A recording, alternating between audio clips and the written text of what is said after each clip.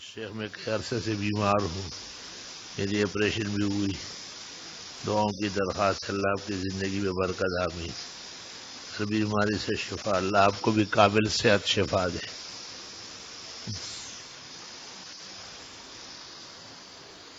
اگر کوئی شخص نماز کی حالت میں آگے سے گزر جائے تو نماز نماز نہیں ٹوٹتی ہے کسی طرح بھی. کیا غسل کرنے سے وضو بھی ہو جاتا ہے؟ جی ہاں، غسل سے پہلے استنجا وضو کر لیا جائے پھر غسل کرے، سنت ہے. غسل کے بعد وضو کرنا فتاوی شام میں لکھا ہے بدعات میں سے. کیا کوئی عام شخص بھی نماز بخاری شریف پڑھ سکتا ہے؟ جی ہاں، جیسے قرآن شریف پڑھ سکتا ہے بخاری بھی پڑھ سکتا ہے. غسل جنابت کے دوران یا بعد میں قطرہ آ گیا تو وضو ختم ہو گیا، یقیناً وضو دوبارہ کرنا ہوگا. غسل فرض نہ ہونے کی صورت میں جسم پر صرف پانی بہانا کافی ہے. جسم سے خون نکلے یا الٹی ہو جائے کسی دوسری صورت میں صرف وضو کرنا ہوگا یا استنجا بھی؟ نہیں، استنجا کی ضرورت نہیں، وضو کافی ہے.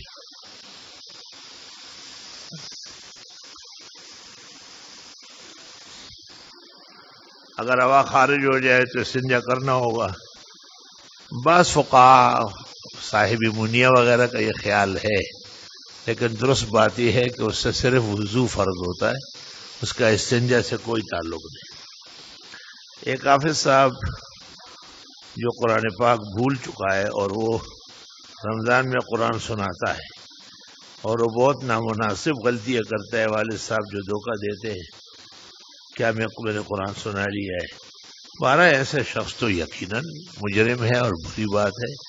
قرآن پاک میں ہے فَقْرَؤْا مَا تَيَسَّرَ مِنَ الْقُرْآنِ، آسان طریقے سے خوب ازبر کر کے پڑھا کرو. ایسے بہت سارے بزرگ ہوئے ہیں. مولانا احتشام الحق مرحوم بھی مشہور تھا کہ صرف تراویح کے دوران قرآن یاد کرتا ہے. وہ پیچھے حافظ نذیر کھڑے ہوتے تھے اور آیت مولانا شروع کرتے تھے اور ختم حافظ نذیر کرتے تھے، لیکن لوگ نہیں چھوڑتے تھے کہ ہماری مولانا کے پیچھے ہی پڑھنا ہے. صرف وضو میں فرض اعضاء وضو دھو کر نماز عبادت ہو سکتی ہے؟ جی ہو سکتی ہے. بارک اللہ فی عمری و حیاتی و علمی، پتہ نہیں کس کو کہہ رہے ہی کر کے. اگر مجھے ہو تو پھر تو بارک اللہ فی عمر کا و حیات کا و علم کا ہی ہو رہا ہے. ارے جی یہ پوچھنا کہ حسنین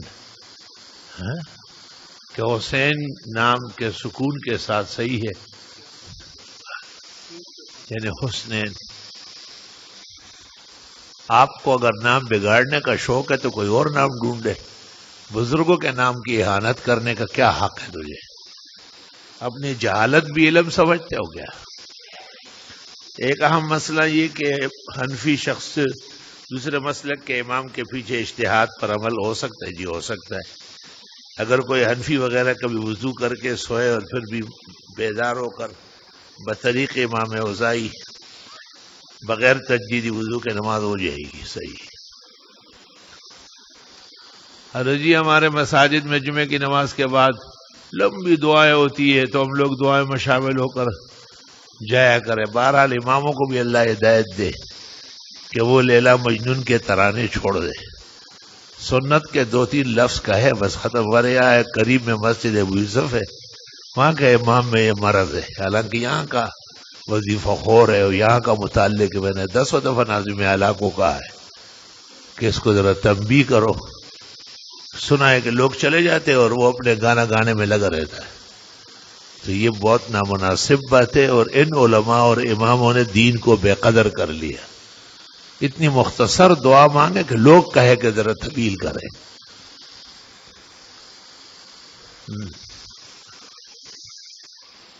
میرے ایک رشتہ دار ہے، میں ان کے ساتھ اچھا سلوک کرتا ہوں، وہ میرے ساتھ صلح نہیں کرتا.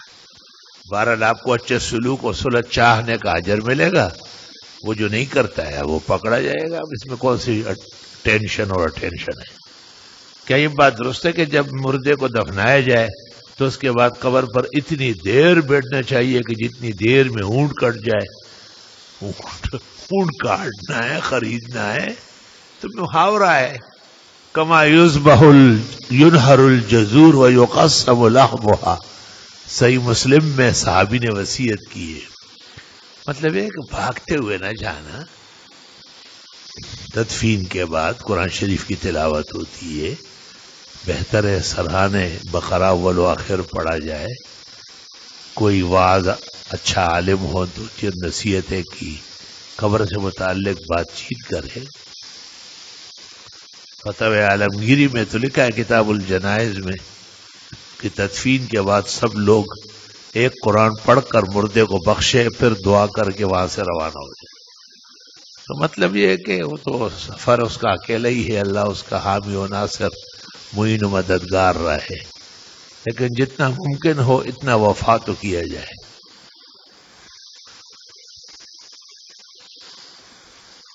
مولانا یونس نعمانی جن کا تعلق اشاعت سے ہے، ان کے شاگرد مولانا جو کہ آج کل بہت مشہور ہے، ان کے درس تفسیر میں شرکت کرنا کیسا ہے؟ کوئی شک نہیں اہل حق علماء ہے، کچھ تیزی و تندی کی وجہ سے اکابر ان سے خفا ہوئے ہیں اور شاید وہ پسند نہیں کرتے تھے، لیکن میرا خیال یہ ہے کہ اس میں بھی توسع ہے. اور علماء دیوبند مولانا غلام اللہ خان ڈابیل کے فارغ، قاضی شمس الدین دیوبند کے فارغ، وہاں استاد قاضی نور، وہ کیا نام تھا ان کے بھائی کا، مولانا نور محمد صاحب دیوبند کے فارغ، مولانا عنایت اللہ شاہ دیوبند کے فارغ، شیخ القرآن مولانا طاہر پنجپیری دیوبند کے فارغ. یہ سارے علماء دیوبند ہیں. اور عجیب بات ہے کہ آگے جا کے انہوں نے دیوبند کو چوبند بنانے کی کوشش کی. تو ہم تو احترام کا سلوک کریں گے، اور اشاعت التوحید اور اشاعت السنہ کی بھی ضرورت ہے، مگر دیوبندی حدود و آداب کے مطابق. اپنے من میں ڈوب کر پا جا سراغ زندگی، تو اگر میرا نہیں بنتا نہ بن اپنا تو بن. وہ ایک جگہ میرا جانا ہوا، اشاعت زندہ باد، فلان شیخ القرآن زندہ باد، فلان زندہ باد. میں نے کہا وہ لٹو پٹو، دارالعلوم دیوبند زندہ باد، مسلک دیوبند زندہ باد. یہ سارے تیرے بڑے بڑے مشائخ دیوبند میں ہی طالب رہے، اپنے آبا و اجداد کو بھول رہے، اور جب یہ نخرے پخرے تو مجھے کائے کے لیے بلاتے ہو؟ پھر سن لو، میں بھی تمہیں اپنے گیت سناؤں گا. الحمدللہ وہاں کے محترم صاحب نے اعلان کیا کہ ہم اتنے تھوڑے سے پانی میں ڈوبنا نہیں چاہتے، ہمیں بڑے سمندر اور میٹھے و شیرین دریائے دیوبند سے تعلق ہے. اس کی حیات اور نشاط کے لیے ہم مفتی صاحب کو لے کے آتے ہیں. اللہ جزائے خیر دے، اور جہاں جہاں اخلاق خراب ہوتے ہیں اللہ ان کو اچھے اخلاق دے. پوچھنا ہے کہ جس کام پر ہاتھ ڈالتا ہو پورا نہیں ہوتا، رکاوٹ آ جاتی ہے، اللہ تعالیٰ سے دعا فرمائے. کسی نے کہا کہ نظر لگی ہے، نظر بھی لگ سکتی ہے، لیکن آپ اچھی نظریں لگوائے، خیرات کی نیت کرے، حسنات کی نیت کرے. کبھی زندگی میں صحیح زکوٰۃ، صحیح اخراجات کیے ہیں تو اللہ تعالیٰ آپ کی بھی سنے گا انشاءاللہ. ہم بھی دعا کریں گے. آپ نے دعات کے حوالے سے رسالہ لکھا ہے. نہیں، رسالہ تو نہیں لکھا ہے، ایک مقالہ الاحسن میں آیا ہے کہ حرف دعات بہتر ہے زواد نہ پڑھا جائے. آپ کی کوئی کتاب جس پر ختم نبوت کے بارے میں لکھی گئی ہو؟ ختم نبوت کے بارے میں تو ہمارا پورا ایمان ہے، پورا دین ہے. ہر کتاب ختم نبوت کے بارے میں. حضرت شیخ میت کو دفنانے کے بعد قبر کے پاس کھڑے ہو کر اذان دینا اہلیان بدعت کا طریقہ ہے.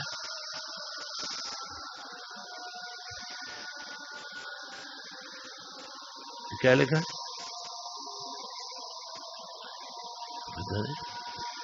نماز تہجد، حافظ قرآن کے بعد پیسے وغیرہ کے بارے میں اگر مفتیان کہتے کہ یہ مفتی صاحب کے تفرضات ہیں، اس میں میرا کیا تفرض ہے؟ پیغمبر نے بخاری کی حدیث میں کہا ہے ان خیر ما اخذتم علیہ اجرا کتاب اللہ، قرآن شریف کے بدلے میں جو تمہیں ملے بہترین ہے. تو میرا تفرد نہیں ہے، یہ پیغمبر کی نبوت ہے. وہ جو حرمت کے فتوے دے رہے وہ متفردین ہیں.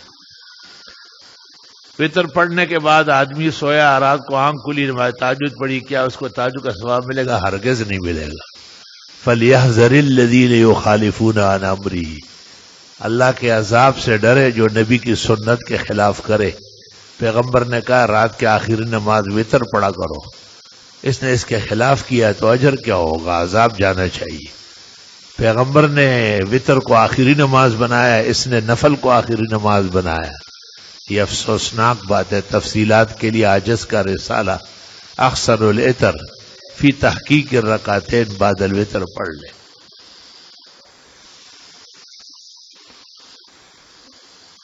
میری شادی ہوئی ہے لیکن اولاد نہیں ہے، اللہ تعالیٰ نیک صالح اولاد نصیب فرمائے۔ ہر فرض نماز کے بعد جب دعا مانگے 3 دفعہ رب ہب لی من لدنک ذریۃ طیبہ انک سمیع الدعاء، حضرت زکریا علیہ السلام کی جو دعا سورہ آل عمران میں 3 دفعہ پڑھے، اور صبح و شام 10 دفعہ یا عزیز ہو یا جمیل ہو، عزیزاً جمیلا ملکاً کبیرا، رب لا تذرنی فردا وانت خیر الوارثین۔ اور جیسے جیسے یاد آئے تو استغفار کی کثرت کرے۔ استغفار پر قرآن کریم میں وعدہ ہے یمددکم باموال و بنین، کہ مال اور بیٹے دونوں مل جائیں گے۔ کثرت استغفار بھی انتہائی مجرب اور تیر بہدف ہے نارینہ اولاد کے لیے۔ نماز پڑھنا جائز ہے ناجائز ہے؟ بدعتی کے پیچھے درست بات یہ ہے کہ جو بشریت کا منکر ہے یا نبی اور ولی کے لیے ہر جگہ حضور اور مشکل کشائی کے قائل ہے، ان کے پیچھے نماز نہ پڑھی جائے، نہ ان سے نکاح پڑھایا جائے، نہ ان کا ذبیحہ کھایا جائے۔ اندیشہ ہے کہ وہ ان خراب عقائد کی وجہ سے کہیں ان کا ایمان سلب نہ ہوا ہو، اور یہی زیادہ متیقن معلوم ہو رہا ہے۔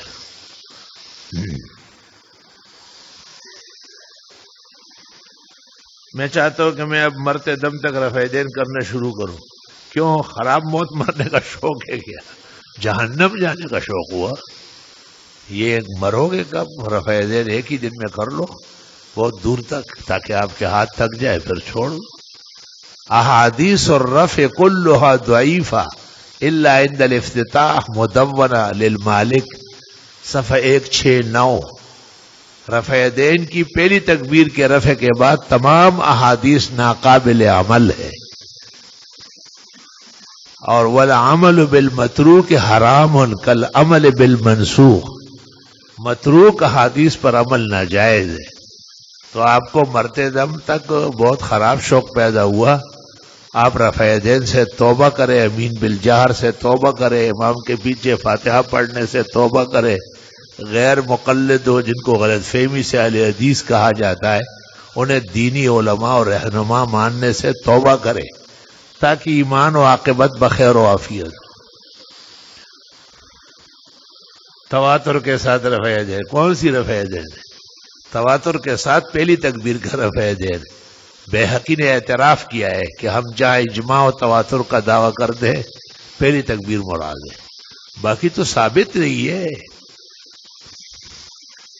اور رفع دین کے بارے میں امام ابو داؤد کہتے ہیں کہ یہ عبداللہ ابن عمر کے اقوال ہے، اور عبداللہ ابن عمر سے خود مسند حمیدی میں وَأَمَّا إِذَا رَكَعَ فَلَا يَرْفَعُ، رکوع جاتے ہوئے سر اٹھاتے ہوئے رفع دین نہ کرنا منقول ہے۔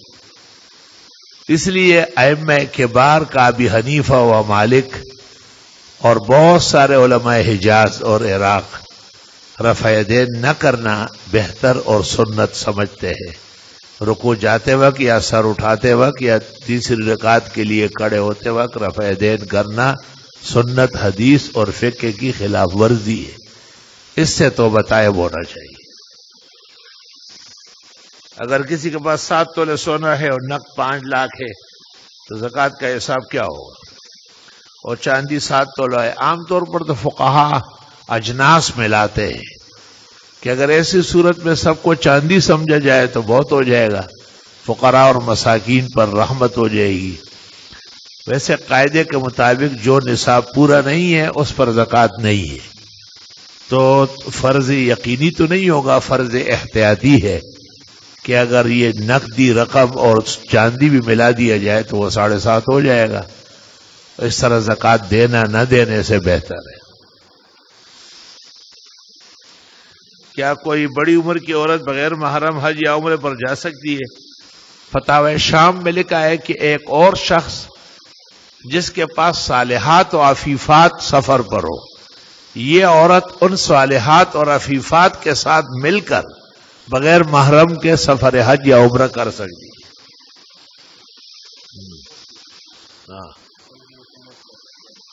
سعودی حکومت نے ایک نیا رول نکالا ہے کہ ایک عورت 45-50 سال کی عمر کے حج عمرہ بغیر محرم کو. یہ تو اللہ تعالیٰ انہیں ہدایت دے اور استقامت علی الخیر دے. اور بہت ہی افسوسناک بات ہے کہ وہ اپنے مفتیوں سے پوچھے بغیر بعض آرڈیننس پاس کرتے. بہرحال ہمیں تو جو فقہ اور اسلام معلوم ہے اس کا بتاتے. سعودیوں کے لیے ہدایت و استقامت کی دعا کریں.